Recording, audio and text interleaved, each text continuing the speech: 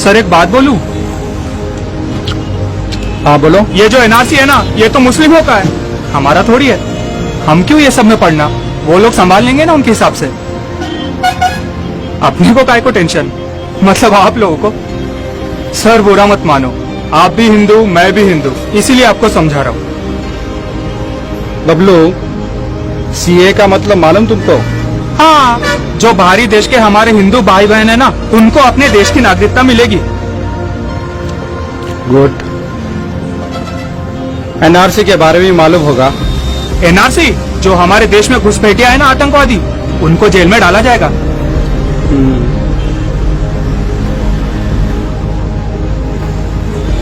और एनपीआर?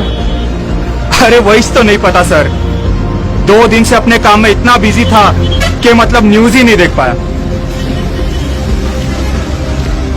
एक बात बता, ये देश किसका है? हमारा है सर।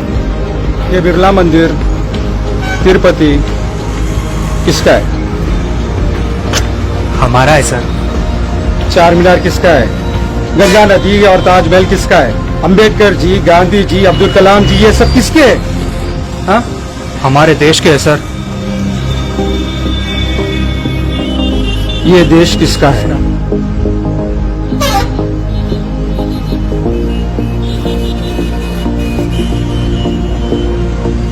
बात यहाँ सिर्फ मुस्लिम पर नहीं आएगी, बल्कि हम सब पे आएगी। एनपीआर इसीलिए निकाला गया ताकि एनआरसी करना आसान हो। एनपीआर पहले तुमसे तुम्हारा नाम पूछेगा, फिर तुम्हारे माता पिता का नाम और उनका जन्म स्थान। आपका पता, आपकी राष्ट्रीयता साबित करनी पड़ेगी। और भी अन्य डिटेल्स पूछे जाएंगे। उसके कुछ महीने बाद एनआरसी होगा। अगर तुम एनआरसी में सस्पेक्ट पाए गए तो फिर ये हमें ऑफिसर्स के चक्कर लगाएंगे। तुम्हारी नागरिकता खतरे में आ जाएगी।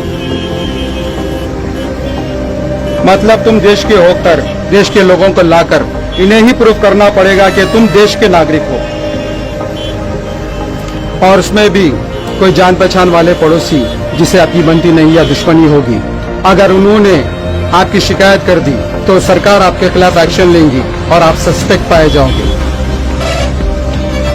और अगर एनआरसी में फेल हो गए तो मुस्लिम्स को तो डिटेंशन कैंप में डाल दिया जाएगा। एससी, एसटी, दलित को देश में ही रखेंगे, मगर उनसे सारी सुविधाएं छीन ली जाएगी। ना ही उन्हें वोट करने का अधिकार होगा और ना ही उनको सिटीजनशिप मिलेगी।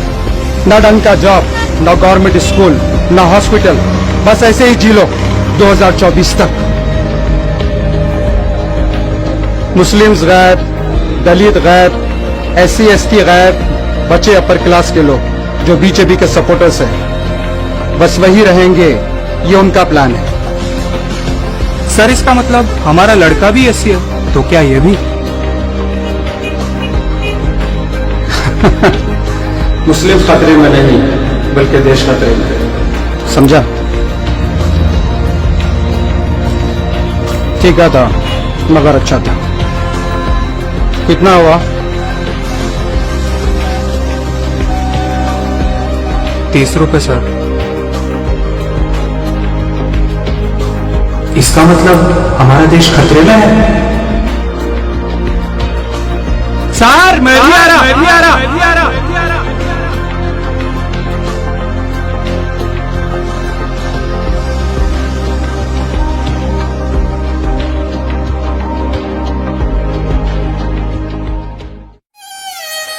दोस्तों, आज मैं आप लोग को एक छोटा सा किस्सा सुनाता हूं। एक खेत जल जाता है और अगल बगल के लोग उसे बुझाने लगते हैं। वहां एक छोटी सी चिड़िया भी अपने चोंच से पानी लेके उस आग में डालने लगती है। एक कौवा आकर उस पे हंसकर पूछता है, इतनी बड़ी आग और इतने सारे लोग बुझा रहे हैं, तेरे इतने बूंद से क्या होगा? चिड़िया बोलती है, मुझे पता है कुछ फर्क नहीं पड़ने वाला है, मगर जब भी इस हादसे का जिक्र होगा तब इन लोगों में मेरा भी नाम लिया जाएगा। इसी तरह ये देश हमारा है, हम सबको मिलकर ये आग बुझानी होगी।